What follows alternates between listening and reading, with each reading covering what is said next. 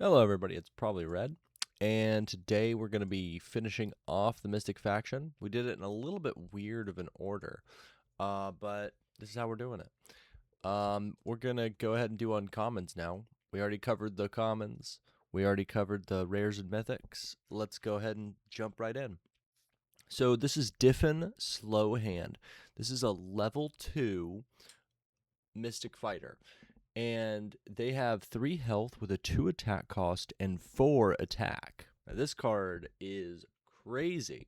Let's see. The downside here, though, is Diffin can't attack unless you have a fighter with 5 or more health on your team. But at least Diffin can block. So they have a response of 1 token and tap to block. This is going to help Diffin kind of save that unit that is, giving it the ability to attack. But at the same time, conversely, you're going to be giving up your opportunity to attack for 4. It can also save a unit so that you can heal it later or something like that. Give you the opportunity to get a chance to heal. Or just like be like a good blocker. Or once you can't attack with them anyways, you might as well block with them. I mean, so at least this card is definitely going to get some use. And blocking's pretty good. It's kind of like a Enforcer, but you get to turn it on and off. But it does cost you your tap ability. Whereas Enforcer, on the other hand, is, always on. So distinct abilities, but both similar uses. This card seems like it's going to be really fun to kind of build around. It's kind of like that. How can I make this thing work? And you want to have like a good amount of health. So it's going to be like if you got a team that's just tanky, bunch of like 5 health and more units, or if you're using like fortify abilities with synths, then this is going to be kind of like where you want to go as like a powerhouse level 2. Okay, let's see what we've got next. Ebb, Balancer of Scales. Really, really digging the vest here with all the different patches. Very interesting. There's a lot of variety. So it's like a bunch of little pieces of artwork on a larger piece. It's very interesting. Very cool. Man, this guy likes lightning. Look at that. Okay, so let's see what he does. All right, so he's a level 2 with 3 health, and he's got a 1 attack cost and a 1 plus attack. Oh, yeah, and he's from the Odds faction, and so is Diffin. I'll try to keep track of that too. But all these are going to be uncommon Mystic Fighters, just to clarify. Okay, so Ebb has, I already mentioned that. Okay, so he's got 1 attack cost, 1 attack. When he enters play, you may add a counter to a boss or fighter on your team of a type it already has, or remove a stun counter from target. Or remove a stun counter. Why did I say stun? Okay, I'm gonna read that one more time. When Ebb enters play, you may add a counter to a boss or fighter on your team of a type it already has, or remove a counter from target boss or fighter on your team. Okay, so this could get pretty crazy. Let's see, just double checking. So the main thing that I'm seeing is +1 attack counters. We'll see what other counters we have, but just off the rip, this has future potential. Even if we don't have too many cards that have other counters on them, so that'll kind of make Ebb have potential moving forward, just basically a mini proliferate for just one thing. And then also, quick note on his second ability here, Ebb gets +1 attack as long as a boss or fighter on your team has a counter on it. So that kind of locks him in.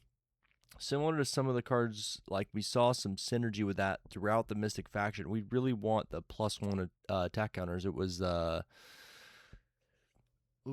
was his name? It was the Shaman of Eternity or something like that. Let's just do a quick check here. Spoiler for that video, but I just want to get his name. Shaman of Eternity. Yeah. Okay, so that card, I mean, seems like it'd be really good. This deck is really kind of looking very strong. You know, it's going to start out a little bit lesser stats, a little bit less efficient attacks, but as you're building that up, your attacks are going to get out of hand.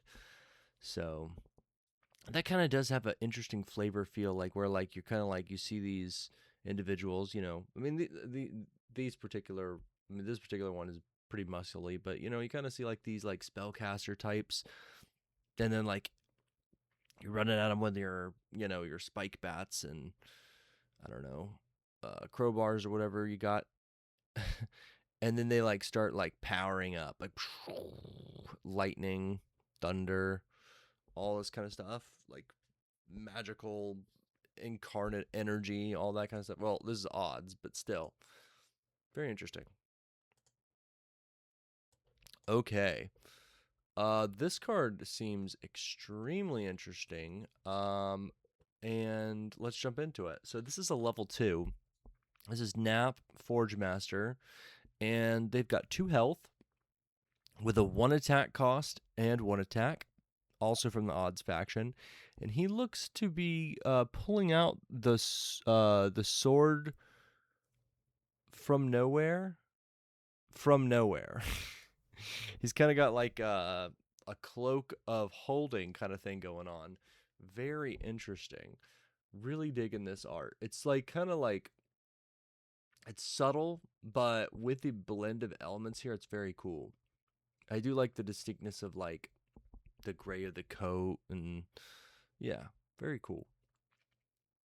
Okay, so what does Nap Forge Master do? They have a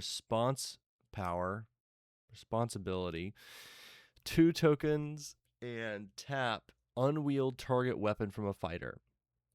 If it's your weapon, draw a card. So that's the kicker here. You could just like have an enemy fighter attacking into you, and then you unwield their weapon, and then their attack is so much less effective. Or you build your deck around, you know, you having weapons that have really really low wield costs, so you can basically use Nap as a, like, if it's a, I don't know, the like 1 wield cost weapon that gives +1. Can't remember off the top of my head, but it's the synth faction. Let me see if I can find it. But yeah, it should be in here. But yeah, like that can give you kind of like a little draw engine going on. And that way, like, and you're building around it so that you have kind of like a, what if your opponent isn't running any weapons? Well, you are, so you still have a use for Nap. So he's less of a sideboard card and kind of a make sure you build around him so that you have you know, some synergy there. And this isn't really with the +1 counter. Jacked Hammer, that's what it's called. I was looking through my printouts here. Yeah, Jacked Hammer is pretty interesting with this. So if you go, once again, I think I just mentioned the synths for the Fortify thing in the last video I did. It might have just been a minute ago, actually. I don't know. But anyways, that's another synth synergy with the Mystics. So that seems pretty cool. Okay, moving on to the next card.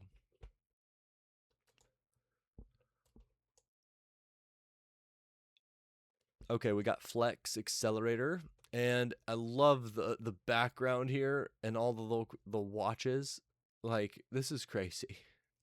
But yeah, like, I don't know why it makes me want to say flux capacitor, but that's like what vibe I'm getting. Like, it's a flux accelerator.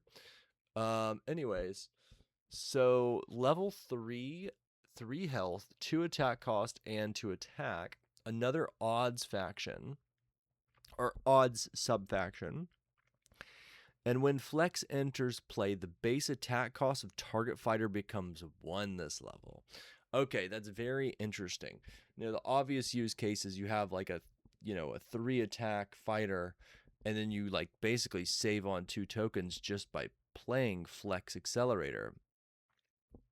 But if your opponent has a 0 cost that they've kind of really powered up, you can kind of mess with their token economy a little bit if you don't have any other things to do it with. And then, you know, she could also augment herself to get a 1 attack cost to attack that turn. But she also has 1 token, tap, the base attack cost of target boss or fighter becomes 1 this level. Now, this is where it can get crazy because, you know, bosses, they have usually like 2 or 3, sometimes 4. Like with Monsoor Mayhem, he's got a 4 attack cost, and he doesn't really reduce that. He just like, so if you're going survivors with Monsoor Mayhem as your boss and you're running Flex Accelerator, you can basically save. You're saving on 3 tokens because you're spending a token um, to reduce it from 4 to 1. So it's kind of like a cash money every turn, which is like, I mean, not exactly, but you get what I mean. It's kind of like pretty interesting synergy there. And since that's your boss and you're playing this card, you're guaranteed to have one of the synergy pieces there. Yeah. So you could also, you kind of like giving up one of your tokens to kind of make your opponent like let's say it's kind of later and they haven't attacked with one of their 0 cost yet, you could make that just not be able to attack this entire round, which is pretty cool. Yeah, so this seems like a very versatile and fascinating unit, so I think this is going to be really cool. Okay, next card we got Rika, first novice. Okay, level 3 Mystic fighter, and this one is from the Boom faction. A 2 health, 0 attack cost, 1 attack, and Rika has armor 1. So you prevent the first damage each level that would be dealt to this, and then Rika has a response. She can tap to block, no token cost required. So this is pretty interesting. I mean, if you're receiving like 1 attack damage, and it could be like the finishing blow, this can basically like free block, not just free token cost, but like not even take any damage. So that can help your health economy pretty well.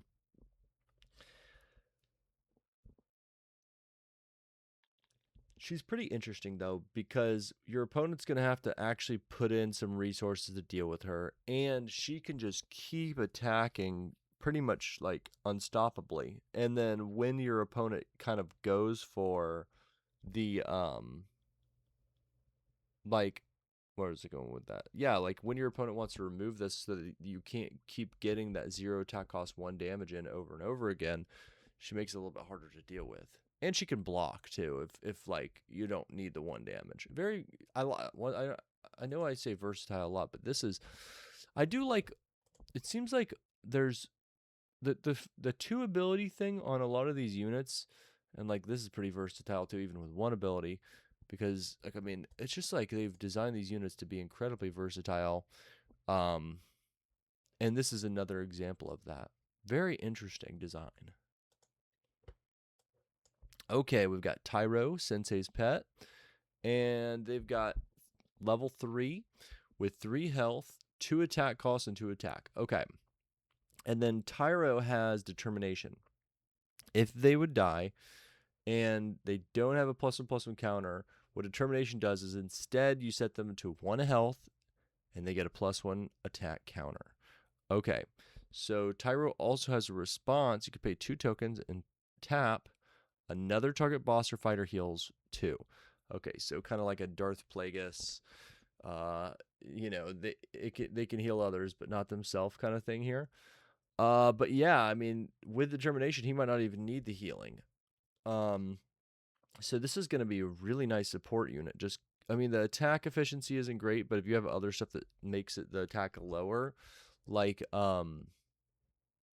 flex, which, I mean, that would only works for 1 turn, and then you're kind of just breaking even, because it costs a token. That's another important thing about flex, is you want to have something that has at least, you know, 3 before you can use that, unless they have a really good damage output, and then it's worth it just to kind of funnel tokens that way. But then it takes 2 actions. I digress. So, I mean, this is kind of like, I mean, another versatile unit. That might be kind of like Mystic's thing, is being versatile with all of the different abilities. But I think that's pretty interesting. like you're spending tokens, but you're getting consistent healing. So you can kind of pick what units, kind of like a blocker, but kind of retroactive. So you can keep picking which units you want to survive and keep making it more difficult for your opponent to get any removed units. Very interesting. Okay, now this card, it's kind of like a really, really strange card to me. Okay, level 4. This is Stat Mirage Master, Mystic Fighter from the Boom. And they've got 0 health, 2 attack costs, and 2 attack. So Stat enters play as a copy of another fighter, except it still has Stat's name, attack cost, and attack. Okay. So the attack cost and attack are not great. Same as Tyro. Like not really meant to be an attacker, more of like a healer with that's just that versatility option. So it's not very efficient. But what you're copying is all of those abilities and the health. And I'm assuming for later, like you're copying the fighter, so like maybe they would, I don't know if Stat would still be considered part of the Boom, or like in this case, he appears to be a marquee because he's copying Max. So yeah, this you can copy your own stuff. So similar to how Nap can unwield weapons from your opponent's stuff, you're going to want to probably build around Stat and have units that have great abilities, strong health points, that kind of thing, so that you're, on level 4, you're getting a good deal for it.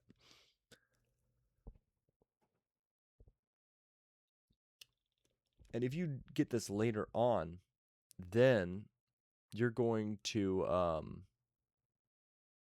where was I going with that? Yeah, if you get this on level, just because you get this on level 4 doesn't mean that's like when you're going to play it. Sometimes you're going to wait for one of your other units to come out, or you're going to top deck this and play it and then see what you have as options. It can copy the best health and abilities on the table and comes in with an okay attack.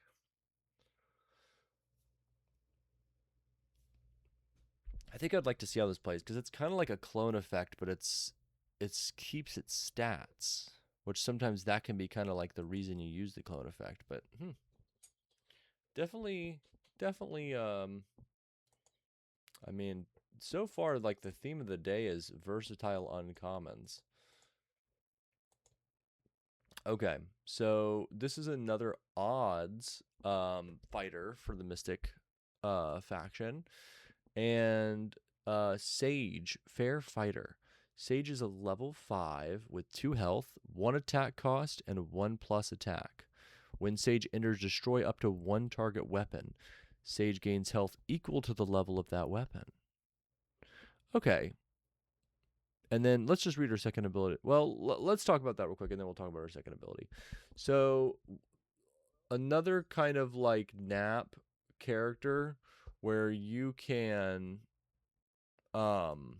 build around having weapons, and these two might go together really well.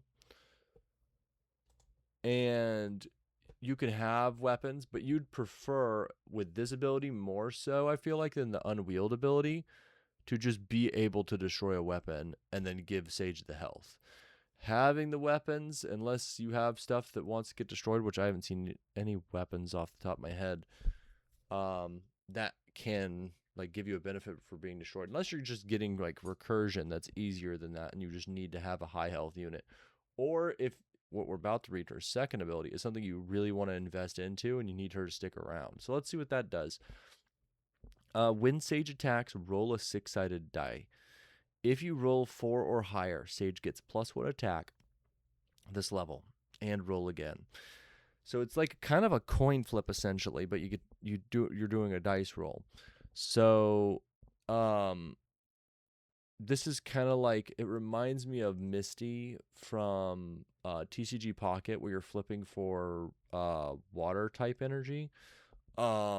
Like, I mean, you only have to basically roll successfully a number of times to take out your opponent's boss. I think I did talk about this card before. And I was mentioning that like I wonder what like the like curve on this is like statistically. Um, I could probably look up something and kind of get an idea of it, but it's been a minute since I've taken statistics. Um, so this seems interesting. It's kind of reminds me, like I know I mentioned Misty, but there's also like Pokemon that do this where like they can keep attacking if they keep getting heads. I think it's really cool that they brought that like influence into like this game. I know that like in Magic specifically, they don't like to have coin flipping be something or probability being something that kind of determines victory in high levels of play. But at the same time, card draw is a bit of that. Maybe they want to kind of that's where they want their randomness. But I mean, there's still going to be randomness and like uncertainty is different than randomness too. And some like there's overlap, but at the same time, like not knowing what in your opponent's hand is different than what they drew. You know, hmm, like that's hidden information, but this is kind of like I mean you're taking a risk though when you attack. So it's kind of interesting. It's instead of receiving the random result and then making a decision, you're making a decision and then receiving the random result. Forgot what that's called, but it's like instead of roll and decide, it's decide and then roll. Which is the opposite of card drawing. So it adds a different type of like randomness to the game. Interesting card. Interesting card. I wonder if it's like pushed or strong. It's a level 5, so it's coming in a little bit later. But I mean, if you can destroy their weapon and kind of blow them out, anything after that is upside, and definitely going to be interesting in pack battles. We did see this, I believe, in the Good Time Society video. Okay, moving on. Okay, so talking about weapon destruction, we have here a 3-token tactic called Malefice. And I believe we did look up Malefice, and it's kind of like the evil spirits or like shadow magic or like ill fate or something like that. I'd have to double check on that. But anyways, this destroys a weapon, and if it's wielded by a fighter, deal damage to that fighter equal to the weapon's level. Okay. So this is I cannot see a oh yeah, I can. Ryle. The only way you'd want to like include weapons in your deck to get some value out of Malefice would be with Ryle, I think is his name. Um, and that's because he when he takes damage, he deals that much damage to a boss or a fighter of your choice. Let's see if I can get the exact text here. Yeah, never can seem to find Ryle. Yeah, I can't find him. Let me check one more stack. But yeah, this seems like a pretty like I mean this okay, Ryle unchecked. So when Ryle is dealt damage, deal that much damage to target boss or fighter. So if you happen to just like put a weapon on Ryle and then blow it up with Malefice to get a bunch of damage, that could be pretty interesting. It's kind of like a 3-card fling. Which I mean, sometimes that's kind of how fling works. You have to have the creature you're going to throw, the card that makes its power or its like its stats go up, and then you have to have the fling. So it's kind of an interesting, weird fling. But I mean, honestly, the best use case is just to have kind of like a one of or two of, just in case you're facing a lot of weapons. And then if you're running a deck like that's Shifter Mystic, you have some discard effects and just pitch this if you're not going to be able to use it this game. But I mean, if you're running Ryle and some weapons, you could do something like that. But for the most part, it's going to be kind of just a tech piece. Okay, 1 second. Okay, sorry about that. All right, so moving on to a very exciting card. Let me make sure the volume's on. It should be. Yep. Okay. It's still recording. Good, good, good. Okay. So this is a 3 token cost response. Full heal. Okay. And I really think that the art on this card is just amazing. Like, you got Blurg, you got, I think it's called Shadow Fiend, and then you got Mist Me. Man, I want to double check and make sure I'm not saying the wrong name for that character, but this card is just incredible. Um, Now it just it's I tend to like not value healing like spells that much. I think in this game they might be a little bit better. And this is a response. You heal all fighters on your team to their maximum health. That's just wild. That's crazy. Let me see if I a Shadow Striker. That's that third one there, I believe. Yeah. So the art on this is just amazing. And Samuel Alexander, like he's got several artworks throughout here. He did Malefice as well, and he's got a bunch more coming up. Like the next several are all art by him. But yeah, an excellent, excellent artist. And it just I love like kind of and it looks like one of the odds faction. Um Probably Detta. I don't know. Like it kind of looks like possibly her jacket or something like that. But I'm not sure. But like kind of like has all of these incarnate beings on like strings of magic. It's just an amazing amazing piece of art here. Just incredible. And I think that this effect could be like a huge blowout for your opponent. Like they've invested so many tokens. It's less about, I mean, it's kind of card advantage in a way, but it's a huge token advantage if you can get them to continually, because you are investing tokens into your attacks, at least for the most part, unless you have 0 token cost attacks. But if your opponent is about to go in for like a kill for one of your units, and you have a couple of other damaged units because you've been like you played enforcers and stuff, and they've started to attack those. Like you could, I mean, really you're probably only going to be healing 2 things, but if you have like if you're playing high like maximum health units, and they have a couple things they haven't finished off, then this could be like crazy. It's kind of like you might not be responding to an attack though, because unless it's a lethal attack on one of your units, because you want to like receive one more attack and kind of get the most value out of this. But like if they're doing something else, like to set up for an attack, then you full heal to kind of negate what that is. Yeah, this seems pretty awesome. I would really like to see how this plays. Like just like the art makes me want to like build a deck around this card. And a little bit creepier of an art here, quite terrifying. Another one by Alexander here. We've got a 2 token cost response. Put a +1 attack counter on up to 3 target fighters on your team. So this is kind of like a low cost mini. Oh, it's called Rats. Rats. It's a low cost mini like sort of roll call ability where like instead of 5 counters you're getting 3. And it's only a max of 1 +1 attack counter per fighter. So it's a different card completely, but still like it actually synergizes pretty well with roll call, because like I mean you could make roll call a pay 5 tokens, draw 3 cards kind of ability. Yeah. And it's probably going to be pretty good. I mean, especially this kind of synergizes really well with 0, like if you have several 0 attack fighters, like this can get really crazy. Like I can see F with me Elmo's head rat, like that's one you would definitely put one on.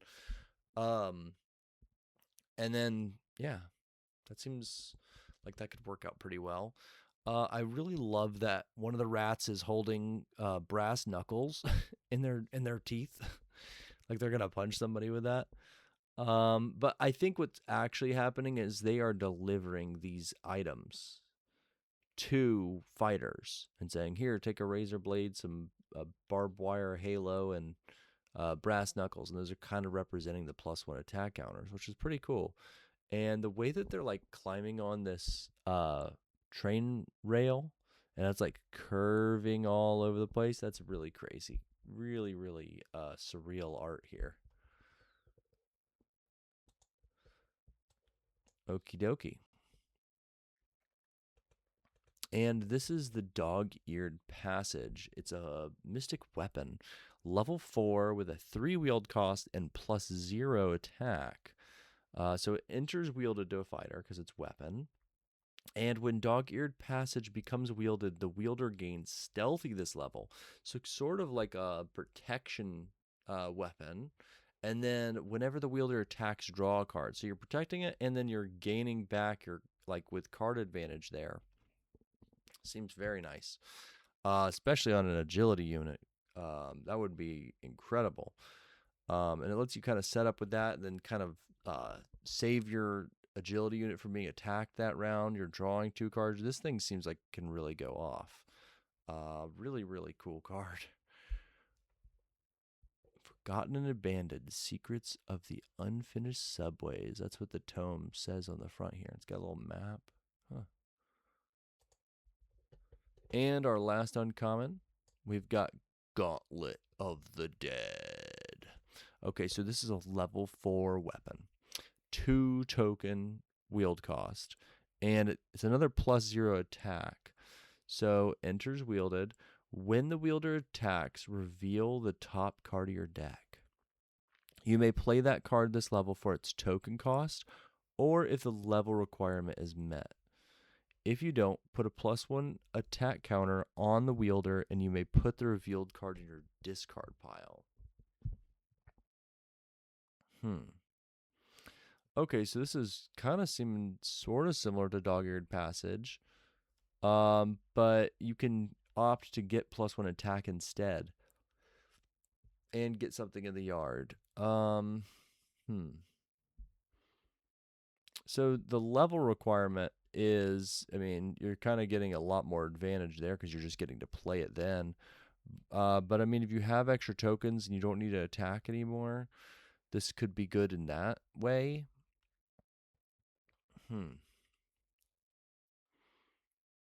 I like that it's I think his name's Shadowcaster. Shadowcaster's just, yeah, Shadowcaster, that's his name. Is got this strange gauntlet. Similar to how Phil kind of found the F with me ammo like mascot costume. That could be how Shadowcaster got their powers, finding this Gauntlet of the Dead. I don't know. Interesting. Food for thought there. Well, I mean, that's all the uncommons, and also incredible art. These ghouls surrounding them are pretty intense. This could really set up some, like, if you have a lot of 0 attack cost stuff, and you've got enough tokens, and you kind of like wield this, attack, reveal a level requirement met fighter, play it. If it has 0 attack costs, pay the 2 tokens, do it again. To kind of really like flood the board with stuff. Or like it could be a way, like, I mean, you could like try to get an enforcer card out. It seems like it could have some potential. I definitely would want to play with this to kind of get an idea of what it's all about. All right, so that is the last bit of the Mystic faction there for us. I hope you enjoyed. Please, if you haven't seen the other, the common and then the rares and mythic videos for the Mystic faction, I ask you to go and check those out. I hope you enjoy those, and I hope you had a good time today. I certainly did. Thank you, and talk to you soon.